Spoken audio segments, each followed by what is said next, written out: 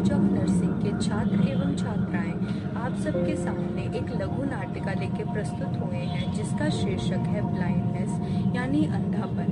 आंखें मानव शरीर का सबसे प्रमुख अंग होती हैं। आंखों में ही प्रकृति को देख सकने की क्षमता होती है। आंखें आत्मा का आईना और हृदय तक पहुंचने का द्वार होती हैं। तो सोचिए, आंखें ही ना हो तो जीवन का क्या हो। रोजमर्रा की कुछ आदतें और कुछ बड़ी बीमारियां हमारी आंखों को कमजोर कर देती हैं। तो आइए इन्हीं कुछ बीमारियों और आदतों से समझें और देखें इनकी सुरक्षा कैसे की जा सकती है। तो आइए बढ़ते हैं हमारे दृश्य की ओर, जहां एक महिला अंधविश्वास में यकीन रखती है जिसको डायबिटीज यानी शुगर की बीमारी होती है। वह अपना इलाज डॉक्टर से ना कराकर एक बाबा संतों के पास जाती है और उनसे इलाज करवाती है और बाद में वह अंधी हो जाती है। तो आइए देखते हैं हमारी नमस्कार, मेरा नाम प्रयाग है। मैं बीएससी नर्सिंग थर्ड ईयर का छात्र हूँ। इस नाटक में मैं सुषमा के पति का किरदार निभाऊंगा। नमस्कार, मेरा नाम पूजा है। मैं इस नाटक में सुषमा एक बीमार सास का किरदार निभा रही हूँ। नमस्कार, मेरा नाम नितेश है। मैं बीएससी नर्सिंग थर्ड ईयर का छात्र हूँ। मैं इस नाटक में एक बेटे का किरदार निभा रहा हूँ। धन्यवाद। नमस्कार, मेरा नाम मुस्कान है और मैं इस नाटक में एक बहू का किरदार निभा रही हूँ। नमस्कार, मेरा नाम निधि है। मैं बीएससी नर्सिंग थर्ड ईयर की छात्रा हूँ। मैं आज इस नाटक में मीना यानी सुषमा की सहेली का किरदार निभाऊंगी। नमस्कार, मेरा नाम नवीन है। मैं बीएससी नर्सिंग थर्ड ईयर की छात्रा हूँ। मैं इस नाटक में सुषमा की सहेली राधा का किरदार निभा रही हूँ। नमस्कार, मेरा नाम प्रीति है। मैं इस नाटक में एक शिष्य का किरदार निभा रही हूँ। नमस्कार, मेरा नाम सचिन है और मैं इस नाटक में एक बाबा का किरदार निभा रहा हूँ। नमस्कार, मेरा नाम प्रियंका है। मैं इस नाटक में एक नर्स का किरदार निभा रही हूँ। नमस्कार, मेरा नाम मुकुल है और मैं इस नाटक में एक डॉक्टर की भूमिका निभा रहा हूँ। सुनिए जी, आपने माँ जी को देखा? उनके खाने पीने में बहुत बदलाव आ रहा है। मुझे भी आजकल ऐसा लग रहा है कि माँ के खाने पीने में बहुत बदलाव आ गया है। चलो पिताजी के साथ इस बारे में बातचीत करते हैं। हाँ, चलो चलते हैं। पिताजी, मुझे माँ को लेकर आपसे कोई जरूरी बात करनी है।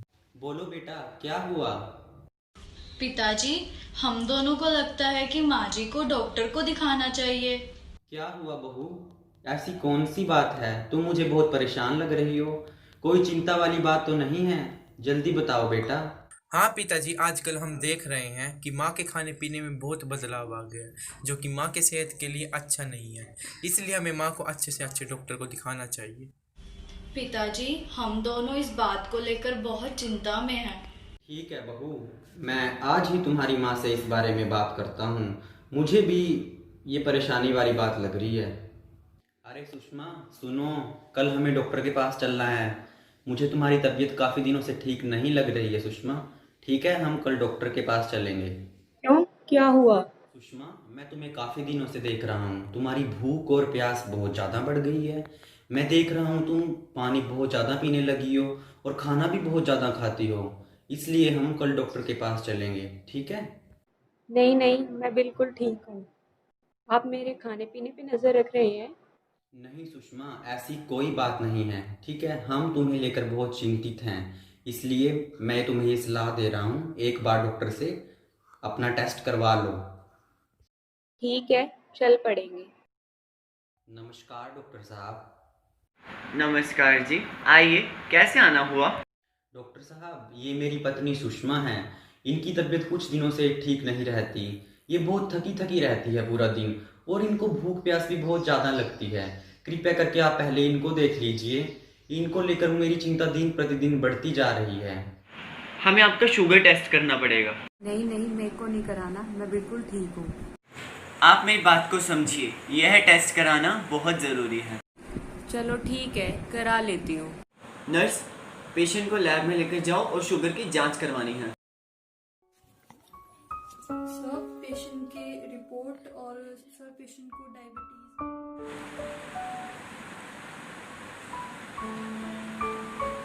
माता जी, आपकी शुगर बहुत बढ़ी हुई है। मैं आपको दवाइयाँ लिख कर देता हूँ, आप इनको समय पर लीजिएगा।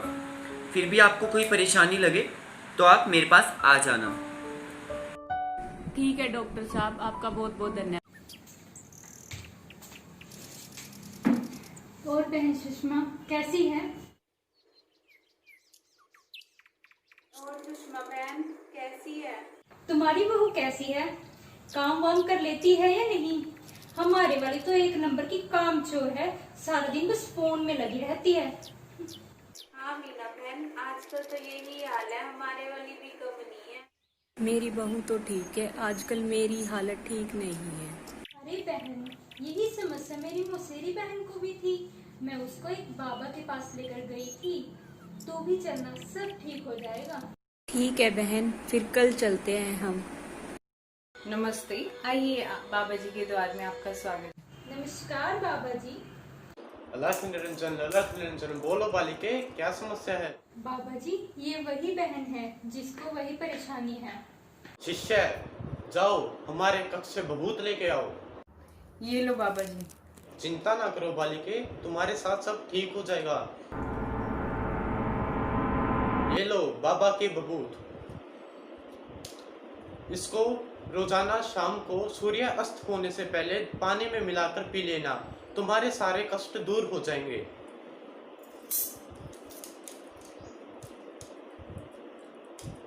तुम अब बाबा की शरण में आए हो, चिंता ना करो बेटी, भगवान सफल करेंगे सब कुछ। बाबा जी, आपका बहुत बहुत धन्यवाद। बहू, अरे ओ बहू, कहाँ गई? मेरे को कुछ भी दिखाई नहीं दे रहा, मेरी आंखों की रोशनी बिल्कुल चली गई। अरे पिताजी देखिए, माँ जी को क्या हुआ? अरे बहू, क्या हुआ? इतनी परेशान क्यों हो? जल्दी बताओ, कोई घबराने वाली बात तो नहीं है? क्या हुआ माँ को? चलो डॉक्टर के पास चलते हैं। प्लीज नर्स और डॉक्टर को बुलाओ। आप लोग बैठिए, मैं बुलाती हूँ। क्या हुआ माता जी? जो मैंने आपको दवाई दी थी, क्या वो आपने समय से ली? साहब, मेरी एक सहेली मेरे को बाबा के पास ले गई थी। उस बाबा ने मेरे को एक पुड़िया दी और एक मेरे को झाड़ा लगाया, लेकिन मेरे को उस पुड़िया से कोई भी आराम नहीं हुआ और धीरे धीरे मेरी आंखों की रोशनी बिल्कुल कमज़ोर हो गई और आज मेरे को बिल्कुल दिखना कम हो गया। और नतीजा तो आपने देख ही लिया होगा फिर, दवाई ना लेने का और मेरी बात ना सुनने का। तो दर्शकों, आपने देखा इस कहानी के माध्यम से कैसे एक महिला डॉक्टर से ट्रीटमेंट ना लेकर एक बाबा के चक्रों में पड़कर कैसे अपनी आंखें खो बैठती है, आंखें जो भगवान का सबसे बड़ा वरदान है। तो मैं इस कहानी के माध्यम से यही शिक्षित करना चाहती हूँ कि आपको कोई भी मेडिकल प्रॉब्लम हो तो डॉक्टर से सलाह लें। और आशा करती हूँ कि आपको हमारी कहानी समझ आई होगी और आप इसे अपनी लाइफ में अपनाएंगे। धन्यवाद। नमस्कार, मेरा नाम महक है, मैं बीएससी नर्सिंग थर्ड ईयर की छात्रा हूँ। आज मैं और मेरे कुछ सहपाठीगण एमएमयू के छात्र आपको अंधेपन के बारे में बताएंगे। आगे आने वाली वीडियो में आप देखोगे अंधेपन के क्या कारण होते हैं, क्या लक्षण होते हैं और अगर किसी को अंधापन हो जाए तो हम उसके क्या क्या उपाय कर सकते हैं। तो अंधापन क्या होता है? इसमें हमारी आंखों की रोशनी कम हो जाती है। अब हमारी आंखों की रोशनी पूरी तरह से भी जा सकती है या फिर शुरुआत में हमें धुंधलापन दिखाई देता है। इसमें किस वजह से होती है? जैसे हमारी आंख का पर्दा या फिर हमारी जो आंख की नस होती है उसको किसी भी वजह से हानि होती है, उसकी वजह से अंधापन हो सकता है। धन्यवाद। नमस्कार, मेरा नाम आशु है, मैं बीएससी नर्सिंग थर्ड ईयर की छात्रा हूँ। मैं आज आपको यहाँ पे अंधापन किस कारण होता है उसके कारण बताने जा रही हूँ। जो अंधापन का सबसे बड़ा कारण है वो होता है मोतियाबिंद। मोतियाबिंद मतलब जो कारण है वो सबसे बड़ा कारण है अंधेपन का। इसमें क्या होता है, जो इंसान का लेंस होता है आंख का, उसके अंदर क्या, उसके आगे क्या आ जाता है, धुंधलापन आ जाता है, जिससे क्या होता है इंसान को धुंधलापन दिखाई देता है। और अगर ये धुंधलापन लंबे टाइम तक रहे ना तो वो आगे कारण बन सकता है अंधेपन का, मतलब ब्लाइंडनेस का। इसका दूसरा कारण है ग्लूकोमा। ग्लूकोमा भी क्या है, एक आंख की बीमारी है। इसमें क्या होता है, इसको भी मोतियाबिंद की तरह देखा जाता है, बट इसमें क्या होता है, जो पानी का प्रेशर होता है आंख का वो क्या हो जाता है, बढ़ जाता है, जिसके कारण जो नस होती है आंख की उसको क्षति पहुंचती है, मतलब वो डैमेज हो जाती है, जो आगे किसका कारण बनती है, अंधेपन का कारण बनती है। और इसका तीसरा कारण है आंख में चोट लग जाना। जैसे आंख में चोट लग जाती है तो उसके कारण क्या होगी, जो आंख की परत होगी वो क्षति हो जाएगी, उसकी डैमेज हो जाएगी, तो जिसके कारण वो आगे फिर से कारण बनेगी, अंधेपन का कारण बनेगी। उसके बाद जो चौथा कारण है इसका वो है मधुमेह संबंधी रेटिनोपैथी। इसमें क्या होएगा, जैसे जो पर्सन डायबिटीज के होते हैं, मधुमेह के होते हैं, उसके कारण क्या होएगा, जो रक्त कोशिकाएं होती हैं आंख की वो डैमेज हो जाती हैं, क्षति पहुंचती है उनको, वो टूट जाती हैं, जिसके कारण क्या होएगा वो आगे अंधेपन का कारण बनेगा। इसके बाद जो हमारा 5वां कारण आता है उसमें क्या आता है, कुछ इंसान ऐसे होते हैं जिनको दूर से दिखाई देता है बट पास का दिखाई नहीं देता, बट कुछ ऐसे होते हैं जिनको पास का दिखाई देता है दूर का दिखाई नहीं देता। तो इसमें क्या होता है, जो लेंस होता है वो मतलब अपनी जो इमेज होती है जो देखने की होती है वो प्रॉपर नहीं बना पाता, तो बार बार ऐसा करने से वो एक कारण बनता है, अंधेपन का कारण बनता है। धन्यवाद। नाम ममता कुमारी है, मैं बीएससी नर्सिंग 3rd ईयर की छात्रा हूँ और मैं एनएम कॉलेज ऑफ नर्सिंग में पढ़ती हूँ। मेरा रोल नंबर 191803 है। मैं आज आपको अंधापन का प्रकार के बारे में बताने जा रही हूँ, जो कि हमारे इंडिया में 82% लोगों में दिखाई देती है, जो कि बच्चे में भी और एडल्ट में भी और बुढ़े में भी दिखाई देते हैं। जो हमारा पहला प्रकार है वो है इकोनॉमिक ब्लाइंडनेस, जिसको हम आर्थिक अंधापन भी बोलते हैं। इसमें क्या होता है, जो हमारे पेशेंट होते हैं वो सिर्फ 6 मीटर की दूरी नहीं देख सकते हैं। जैसे कि कोई 6 मीटर की दूरी में अपना उंगलियां रखते हैं, बोलते हैं कि इसको काउंट करके बताओ, तो वो नहीं बता सकते हैं, जिसको हम आर्थिक अंधापन बोलते हैं। दूसरा होता है अंधापन प्रकट करना। इसमें क्या होता है कि 1/60 का विजन होता है। ये क्या होता है, लाइट परसेप्शन होता है। इसमें क्या होता है, लाइट में ही हम देख सकते हैं। जो हमारे इसमें पेशेंट क्या होता है, जो इन्वायरमेंट में जो कुछ भी है वो बस जो लाइट में ही वो देखेंगे, ठीक है। तीसरा क्या होता है, पूर्ण अंधापन। इसमें क्या होता है, जो पेशेंट होता है पूर्ण रूप से अंधापन हो जाता है, ना उसको लाइट का ना उसको अंधेरेपन का पता चलता है। इसमें पेशेंट पूर्ण रूप से अंधा हो जाता है। धन्यवाद। नमस्कार, मेरा नाम नैन्सी है। मैं बीएससी नर्सिंग 3rd ईयर की छात्र हूँ। आज मैं आपको ब्लाइंडनेस यानी अंधापन के लक्षण के बारे में बताने जा रही हूँ। सबसे पहले हमें ब्लाइंडनेस किसी भी कारण की वजह से हो सकता है। अगर हमें कोई चोट लग जाती है तो तब हमें अंधापन हो जाता है। सबसे पहले आंखों का धुंधलापन। इसमें क्या होता है, अगर हम किसी भी चीज को देखने की कोशिश करते हैं, जैसे कि कोई चित्र या कोई व्यक्ति, तो हमें उस चित्र में धुंधलापन नजर आता है, हमें वो साफ दिखाई नहीं देता। इसे बोलते हैं आंखों का धुंधलापन। उसके बाद केवल छाया में देखना। इसमें क्या होता है, जैसे कि अगर किसी व्यक्ति को अंधापन है तो वो छाया के समय में अच्छे से देख पाता है। जब सूरज की रोशनी होती है तो उसे इतना साफ दिखाई नहीं देता, उसे बोलते हैं केवल छाया में देखना। उसके बाद रात में दिखाई ना देना। इसमें क्या होता है, जब रात के समय में अंधेरा हो जाता है, जो व्यक्ति अंधापन होता है तो उसको रात में कुछ भी नजर नहीं आता। उसके बाद सुरंग दृष्टि। इसमें क्या होता है, जैसे कि अगर हम किसी भी चीज को देखने की कोशिश करते हैं, कोई फोटो या कोई व्यक्ति, तो हमें वो हर चीज गोल नजर आती है। जैसे कि इस चित्र में आप देख रहे हैं, हमें ये चित्र गोल नजर आ रहा है, इसे बोलते हैं सुरंग दृष्टि। उसके बाद आंखों का रगड़ना। इसमें क्या होता है, जैसे कि अगर हमारी आंख में कुछ चला जाता है या कोई चोट लग जाती है तो हमारी आंख में बहुत ज्यादा खारिश होती है, तो वह व्यक्ति अपनी आंखों को बार बार रगड़ता है, इसे बोलते हैं आंखों का रगड़ना। उसके बाद आकार देखने में असमर्थता। इसमें क्या होता है, अगर हम किसी भी चीज को देखने की कोशिश करते हैं, चाहे व्यक्ति हो या कोई फोटो, तो हम उस चीज को अच्छे से देख नहीं पाते, हमें वो साफ नहीं दिखाई देती, इसे बोलते हैं आकार देखने में असमर्थता। तो ये सारे हमारे लक्षण थे। जब हमें अंधापन होता है तो हमें ये लक्षण नजर आते हैं। धन्यवाद। मेरा नाम मंजिता ठाकुर है और मैं बीएससी नर्सिंग 3rd ईयर की छात्र हूँ। आज मैं आपको अंधापन के कुछ लक्षणों के बारे में बताने जा रही हूँ। सबसे पहले अगर हम बात करते हैं तो आंखों का लाल होना। इसमें क्या होता है, जब हमारी आंखों में कोई भी इन्फेक्शन या फिर एलर्जी हो जाती है तो हमारी आंखें लाल हो जाती है। फिर आता है सफेद पुतली या आंखें। इसमें क्या होता है, जो हमारी आंखों की स्क्लेरा होती है उसकी क्षति हो जाती है, वो डैमेज हो जाता है, जिसकी वजह से वो अपना काम ठीक से नहीं कर पाता, जिसकी वजह से क्या होता है, जो हमारी पुतलियों को काले होने चाहिए वो सफेद हो जाते हैं। फिर आता है आंखों से आंसू का ना रुकना। जब हमारी आंखों में बहुत ज्यादा सूखापन या फिर जलन होने लगता है तो हमारी आंखें अत्यधिक मात्रा में आंसू की उत्पादन करती है, जिसकी वजह से जो हमारी आंखों की सूखापन है वो दूर होते हैं। पर उसमें क्या होता है, हमारी आंखों से जो आंसू आना होता है वो नहीं रुकता, वो बहुत ज्यादा आते रहता है। फिर होता है असामान्य आंख संवेदनशीलता। इसमें क्या होता है, जो हमारे आंखों की मांसपेशियां होते हैं वो बहुत ज्यादा कमजोर होती है। बहुत ज्यादा कमजोर होने की वजह से जो हमारी दोनों आंखें वो एक दिशा में नहीं देख पाता, जिसको हम आम भाषा में व्यंगापन या फिर तित्यक दृष्टि बोलते हैं। फिर आता है प्रकाश के प्रति अत्यधिक संवेदनशीलता। इसमें क्या होता है, जब हम कहीं पे प्रकाश में जाते हैं तो हमारी आंखें चौंध आ जाती है। जो इंसान होता है उसको असामान्य दर्द, आंखों में बहुत ज्यादा जलन शुरू हो जाती है। फिर आता है ध्यान केंद्रित ना होना। इसमें क्या होता है, हम किसी भी चीज को बहुत ध्यान से नहीं देख पाते। हम किसी भी चीज को देखते हैं तो हमें धुंधला सा दिखाई देगा, वो ठीक से हमें नहीं दिखाई देगा। धन्यवाद। नमस्कार, मेरा नाम पूजा है। मैं बीएससी नर्सिंग 3rd ईयर की छात्रा हूँ। मैं आज आपको अंधेपन की जांच कैसे की जाती है उसके बारे में बताऊंगी। सबसे पहले क्या किया जाएगा, इसमें पेशेंट क्या करेगा, डॉक्टर के पास जाएगा और डॉक्टर क्या लेगा, जानकारी लेगा। जानकारी में वो आपसे पूछेगा कि आपके परिवार वालों को ऐसी कोई बीमारी है या नहीं है। उसके बाद वो आपके लक्षण पूछेगा कि आपको शुरुआती दौर में कौन से लक्षण दिखाई दिए थे, ठीक है। उसके बाद वो उसके हिसाब से आपके टेस्ट करेगा। टेस्ट में क्या करेगा, वो सबसे पहले जैसे स्नेलन चार्ट आएगा, तो स्नेलन चार्ट क्या होता है, एक ऐसा चार्ट होता है जिसमें क्या होता है, शब्द लिखे होते हैं। शब्द जैसे हिंदी के शब्द हो सकते हैं, इंग्लिश के शब्द हो सकते हैं, ARE ABCD हो सकते हैं, जैसे इसमें लिख रखा है।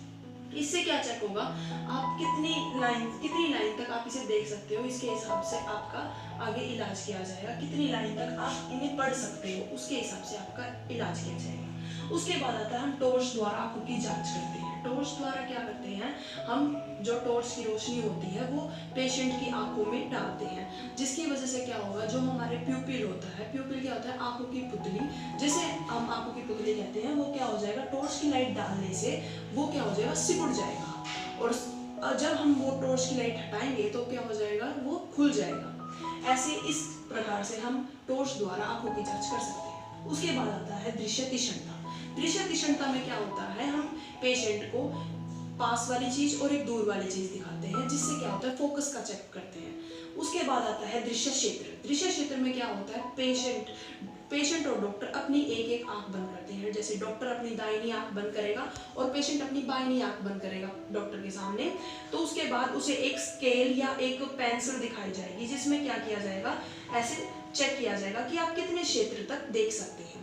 ऐसे ही बाईनी तरफ दिखाया जाएगा और ऐसे ही दाहिनी आंख का चेकअप किया जाएगा। फिर हम दोनों आंखों का चेकअप करेंगे कि आप कितने क्षेत्र तक आप इस पेंसिल को देख सकते हैं। उसके बाद आपको क्या होगा, इसमें क्या है, आंखें, इसमें आपको गर्दन नहीं हिलानी है, इसमें सिर्फ आंखों की मूवमेंट होगी।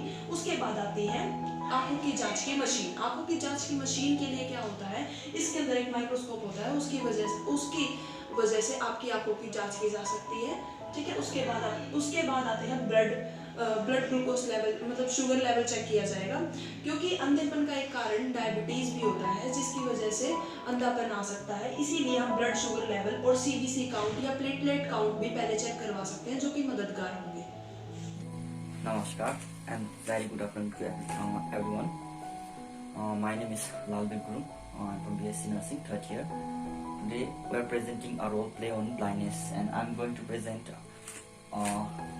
the pharmacological management of the blindness. Firstly, in pharmacological management of blindness, in conjunctivitis, we have to clean the eyes thoroughly once or twice a day. Cleaning of the eyes once or twice a day.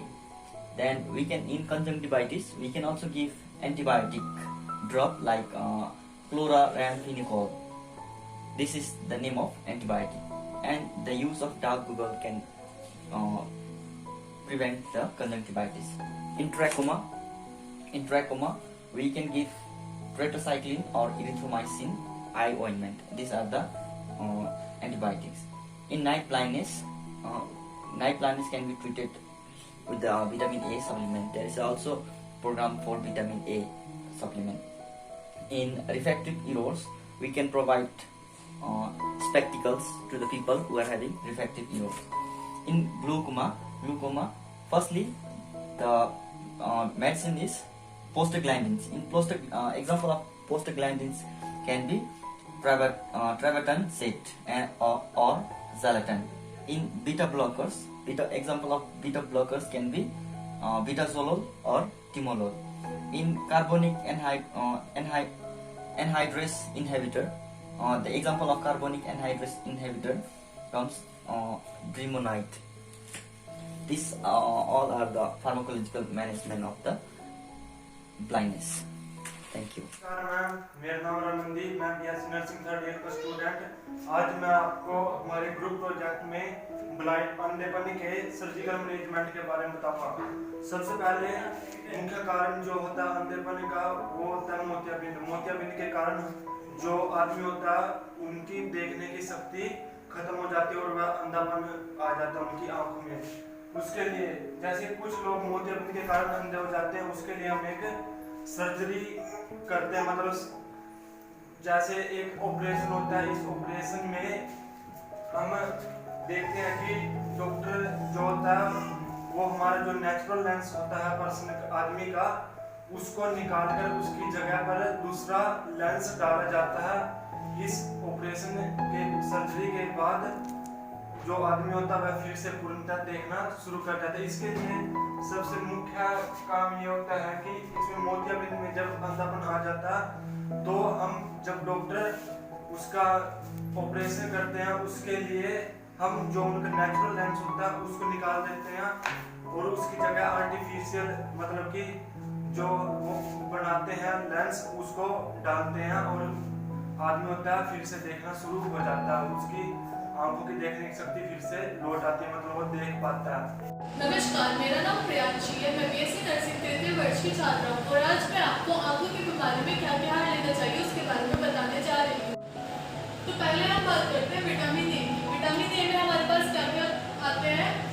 गाजर, कद्दू, अंडा, मछली, meet, ये सब हमारा vitamin A में आता है। अब विटामिन ए का क्या काम होता है? विटामिन ए क्या होता है, जो हमारी कोर्निया होती है एक तो उसको सुरक्षा देता है और विटामिन ए क्या करता है, हमारा जो प्रतिरक्षा यंत्र होता है उसको बढ़ाता है और अगर हमारी आँख में कोई भी सूजन हो जाए तो ये उसको भी कम करता है और जो संक्रमण हो जाता है अगर आँख में तो ये उसको भी ठीक करने में हमारी सहायता करता है। तो ये काम था हमारा विटामिन ए क्या करता है।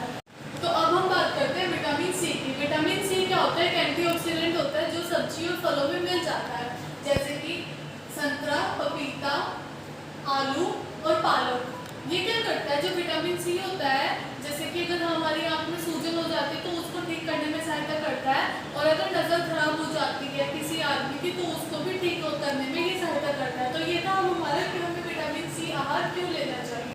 अब हम बात करते हैं फैटी एसिड की। इसको हम वसा अम्ल भी बोलते हैं। ये किस किस में पाया जाता है? काजू, आम, पालक, अखरोट, गोभी और दालों में यह पाया जाता है। ये क्या करता है, जो हमारी आंख में मैक्यूला होता है उसको बिगड़ने से बचाता है और जो आंखों में सूखापन आ जाता है उसमें भी उसको ठीक करने में ये सहायता करता है। और क्या करता है ये फैटी एसिड, जो काला मोती हो जाता है वो नहीं होने देता। अब हम बात करते हैं विटामिन ई की। विटामिन किस किस में पाया जाता है? बादाम, टमाटर, काजू, मूंगफली, कीवी, शलजम। जो विटामिन ई होता है वो जो हमारी आंखों की कोशिकाएं होती है उनको स्वस्थ रखने में सहायता करता है, हमारी आंख को स्वस्थ रखने में सहायता करता है और अगर आंख में कोई भी सूजन हो जाए तो उसको भी ठीक करने में सहायता करता है। अब हम बात करते हैं जिंक की। जिंक किस किस में पाया जाता है? दूध, अंडा, दही, मक्खन, मीट, मशरूम, बादाम, काजू और चॉकलेट। जिंक क्या करता है, जो विटामिन ए होता है उसको लीवर से रेटिना तक लेके जाता है और जो रेटिना होता है उसमें क्या करता है विटामिन ए, एक मेलानिन व्रणक होता है उसको बनाता है। मेलानिन क्या करता है, हमारी आंख को यूवी लाइट से बचाता है। अब आता है लुटेजेक्सिन। ये किस किस में पाया जाता है? मटर, पालक, कद्दू और अंडे में। लुटेजेक्सिन क्या करता है, हमारी आंखों को स्वस्थ रखने में सहायता करता है। Vitamin A, vitamin C, fatty acid, vitamin E, zinc, ल्यूटेजेक्सिन, ये सब वो आहार है जो हमें आंखों की बीमारी में लेने चाहिए। धन्यवाद। मेरा नाम प्राची है, मैं बीएससी नर्सिंग थर्ड ईयर की छात्रा हूँ। आज मैं आपको अंधापन के रोकथाम के बारे में बताऊंगी कि हम अंधापन होने से कैसे बचा सकते हैं। सबसे पहले हमें मधुमेह का चेकअप, हमें रेगुलरली या कुछ दिनों बाद ही मधुमेह का चेकअप कराना चाहिए, क्योंकि इसमें एक मधुमेह क्या करता है, हमारी आँखों का जो रेटिना होता है आँखों के अंदर, उसकी जो जिसके द्वारा उसको मतलब खून पहुंचता है, जो नलियाँ होती हैं उसकी, उनको दबा देता है, उनको ख़राब कर देता है। फिर उसके बाद हमें हर रोज़ व्यायाम करना चाहिए। हमें हर रोज़ व्यायाम क्यों करना चाहिए? हमें हरे दूबड़े पे चलना चाहिए सुबह के टाइम, और जो उसके ऊपर ओस होती है उसको अपनी आँखों पे लगाना चाहिए। उससे हमारी आँखों की रोशनी बढ़ती है। और अपनी आँखों को ठंडे पानी से धोते रहना चाहिए। उसके बाद हमें सूर्य की जहरीली किरणों से बचना चाहिए। सूर्य की जहरीली किरणें कौन सी होती है? अल्ट्रा वायलेट रेज, जिससे हमें बचना चाहिए। उसके बाद हमें पौष्टिक आहार लेना चाहिए, जिससे हमें विटामिन ए मिले। जैसे दूध हो गया, अंडा हो गया, ये सब हमें लेने चाहिए, क्योंकि उससे क्या होगा, हमें विटामिन ए मिलेगी। अगर हमारे अंदर विटामिन ए की कमी हो गई तो हमें नाइट ब्लाइंडनेस हो जाती है। उसके बाद हमें धूम्रपान से बचना चाहिए। हमें धूम्रपान से भी बचना चाहिए, क्योंकि जो उसका धुआं होता है वो हमारी आंखों को इफ़ेक्ट करता है। उसके बाद हमें टेंशन नहीं लेनी चाहिए, क्योंकि अगर हम टेंशन लेंगे तो उसका सारा मतलब जो भी हम टेंशन लेंगे उसका सारा प्रभाव हमारी आंखों पे पड़ेगा। क्योंकि हम टेंशन लेंगे, हमारा सर दर्द होगा तो हमारी आंखों पे प्रभाव होगा। धन्यवाद। गुड मॉर्निंग एवरीवन, मेरा नाम रूपी है। मैं बीएससी नर्सिंग 3rd ईयर की छात्रा हूँ। आज मैं आपको बताऊंगी कि कुछ घरेलू उपचार बताऊंगी जिसमें हम अपनी आंखों की रोशनी को अंधेपन की ओर जाने से बचाएं। खाने में क्या चीज़ें खानी चाहिए जो कि हमारी आंखों की ज्योति के लिए लाभदायक हो सकती है, जैसे कि जो खट्टे फ्रूट्स हो गए, जैसे संतरा हो गया, नींबू हो गया, मौसमी होगी, इन सारी चीज़ों को हम खाने में ले सकते हैं। और खाने में जैसे कुछ टमाटर हो गए, साग हो गए, अदरक हो गए, लहसुन हो गए, प्याज हो गए, हम इनको भी अपने खाने में मिला सकते हैं, क्योंकि ये सारे फल ऐसे हैं जो हमारी आंखों को ज्योति में हेल्प करेगी। और हम क्या कर सकते हैं, हम इन सब चीज़ों का जूस भी बना के पी सकते हैं, और हम क्या पानी को भी ले सकते हैं। जितना हो सके उतना ज़्यादा से ज़्यादा हम पानी को पिए। और हम अंडे हो गए, मछली होगी, कुछ मीट भी होता है जो कि हमारे आंखों की ज्योति के लिए लाभदायक है। उनका हमारे आंखों से क्या काम है? तो जो हमारे हाथ है वो दिन भर के कार्यों में बहुत ही ज़्यादा इस्तेमाल होते हैं। जैसे कि हम एग्जांपल ले सकते हैं कि हम कोई भी अगर खिड़की खोलते हैं या दरवाज़ा खोलते हैं तो उससे क्या जो उसमें बैठे हुए बैक्टीरिया है वो हमारे हाथों पे आ जाता है। और जो हम वो ही हाथ हम अगर अपने आँखों पे लगाएंगे तो वो उससे क्या होगा कि जो हमारी आँखें हैं उसमें हमें जलन सी महसूस हो सकती है और सूजन हो सकती है। तो हमें उसको बचाने के लिए हमें क्या करना है, अपने हाथों को तकरीबन 10 से 20 सेकंड्स तक धोना है, ताकि और बिल्कुल यहाँ रिच तक धोना है, ताकि जो इन्फेक्शन और बैक्टीरिया हमारे हाथों पे बैठे हैं वो मर जाए। ऐसे कि एक्सरसाइज हमारी आंखों पे ज्योति के लिए क्यों ज़रूरी है, क्योंकि बहुत सारे केस में क्या होता है कि एक तरह के ग्लूकोमा एक डिजीज़ होता है जो कि हमारे आंखों की ऑप्टिक नर्व है और ब्रेन को जोड़ के रखते हैं। तो उसमें क्या होता है, उसमें डैमेज हो जाता है, ख़राब हो जाता है वो, जिसके कारण क्या होता है, हमें अंधेपन होने की चांसेस होते हैं। तो हम उससे बचने के लिए हम क्या कर सकते हैं, हम व्यायाम कर सकते हैं। और हम क्या है, तकरीबन 8 से 9 घंटे की हम स्लीप तकरीबन हम नींद को पूरा करें, क्योंकि हम दिन भर क्या करते हैं, बहुत सारे कार्य करते हैं जिनके कारण हमारी आंखों को थकावट से महसूस होती है। और अगर हम नींद नहीं लेंगे तो जो हमारा दूसरा दिन है उसमें हमें थकावट सी महसूस होगी और हमारे आंखों के नीचे कालापन सा आ जाएगा और हमें धुंधला धुंधला से दिखाई देगा। तो हम उससे बचने के लिए हम तकरीबन 8 से 9 घंटे की नींद को पूरा करें, ताकि हमारी आंखों को लुब्रिकेट होने का मौका मिल जाए। आंखों से क्या कनेक्शन है, तो हम देखेंगे कि बहुत सारी फैक्ट्रीज होती है, धुआं होती है, जिनमें क्या अलग अलग प्रकार के रसायने होते हैं, जिससे हमारी आंखों को क्या अंधेपन होने के चांसेस होता है। तो हमें उससे बचने के लिए हम क्या कर सकते हैं, हम चश्मों का इस्तेमाल कर सकते हैं, क्योंकि रसायने ऐसे होती है कि हमें पता नहीं चलता और वो कब हमारे आंखों पे चली जाए, जिससे हमारी आंखों पे ईचिंग सी मतलब खुजली के चांस होता है, जिससे हमारी आंखों पे अंधापन होने के चांसेस होते हैं। और एक तरह के एक वेल्डिंग का भी कार्य होता है, जो कि मैंने यहाँ पे बनाया नहीं है, बट एक वेल्डिंग का कार्य होता है। आपने देखा होगा कि मतलब जो भी आसपास घरों में कुछ काम चल रहा होगा लोहे का, तो वहाँ पे जो वेल्डिंग का काम करता है लोग, वो अलग तरह के चश्मे पहनते हैं। वो हम इसलिए पहनते हैं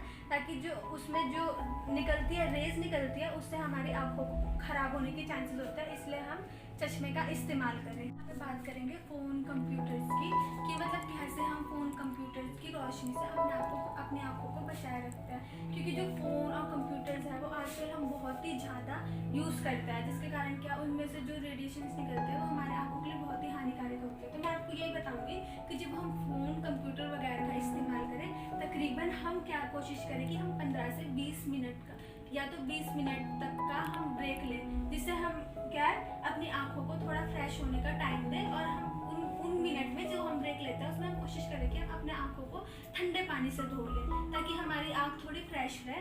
और हम कोशिश करें कि जब हम फ़ोन वगैरह का इस्तेमाल करें या हम डायरेक्ट सन की रोशनी में जाए, अगर हम बाहर जाते हैं डायरेक्ट सन की रोशनी से भी क्या हमारी आंखों को अंधापन होने का चांस होता है। तो हम कोशिश करें कि हम इन सब चीज़ों के टाइम हम क्या चश्मे का इस्तेमाल करें, ताकि हमारी आँख अंधेपन से बची रहे। Thank you. नमस्कार सभी को, मेरा नाम प्रिया है और मैं बीएससी नर्सिंग थर्ड ईयर की स्टूडेंट हूँ। मेरा रोल नंबर 191806 है और मैं एमएम कॉलेज में पढ़ती हूँ। आज हम बात करेंगे national programme for the control of blindness. हमारे देश में जो ब्लाइंड पीपल होते हैं उसके लिए हमारी सरकार ने हमारे देश में कौन से प्रोग्राम ऑर्गेनाइज किए हैं? National programme for the control of the blindness. उसके बाद हम देखेंगे कितने साल में कितने लोगों में पाया गया और कितने लोगों में प्रिवलेंस किया गया था ब्लाइंडनेस। उसके बाद हम पढ़ेंगे उसके ऑब्जेक्टिव, उसके बाद इसके एक्टिविटीज। तो हम पढ़ेंगे by 1974 the prevalence rate of blindness in India was 1.38%। 1974 में जब हमारे देश में कितने लोगों में ब्लाइंडनेस को प्रिवलेंस किया गया था? 1.38% में प्रिवलेंस किया गया था। During 1986 to 1989 the prevalence rate was 1.49%। मतलब 1986 से लेके 1989 के बीच में कितने लोगों में प्रिवलेंस किया गया? मतलब कितने लोगों में प्रिवलेंस किया गया? 1.49% लोगों में। उसके बाद ड्यूरिंग 1999 टू 2001 जब सर्वे किया गया हमारे देश के 15 डिस्ट्रिक्ट में, तब कितने लोगों मतलब लोगों में पाया गया था? 1.58 पॉपुलेशन से ज्यादा लोगों में पाया गया था। Cataract is the leading cause of the blindness. हमारे देश में सबसे ज्यादा लोग प्रभावित कौन से डिजीज कंडीशन से है? आइज के कैटरैक्ट से है। कैटरैक्ट सबसे ज्यादा पाया जाता है, सबसे ज्यादा। उसके बाद आता है ये प्रोग्राम का ऑब्जेक्टिव क्या है, उद्देश्य क्या है? To bring down the prevalence rate of cataract blindness from the 1.49% to 0.8% by the year 2007। To provide high quality of the eye care to the affected population. मतलब जो पॉपुलेशन जितने लोगों में सबसे ज्यादा अफेक्टेड पॉपुलेशन में है उसको अच्छे से हम high quality of I care provide करें। To provide the coverage of the eye care to the affected population, to expand the coverage of the eye care infrastructure in all the states। सारे state में कोई ना कोई आई care का इसके मतलब इससे इतनी भी बताया इंडिया में एक मतलब सबसे बड़ा कॉज ये है कि लोग जो रिमोट एरियाज में रहते हैं उसके पास व्हीकल्स नहीं होते और टाइमली ट्रीटमेंट अपना आई का नहीं करवा पाते। Increase number of the cataract surgery, जैसे कि मैंने बोला कैटरैक्ट का सबसे ज्यादा पेशेंट हमारे इंडिया में पाए जाते हैं। स्कूल आई स्क्रीनिंग जैसे शिविर हो गया, शिविर लगते हैं प्लेस में, गाँव में, इसका है। तो आज हमने पढ़ा national programme for the control of blindness, उसका प्रिवलेंस रेट, इसका ऑब्जेक्टिव, एक्टिविटीज। Thank you.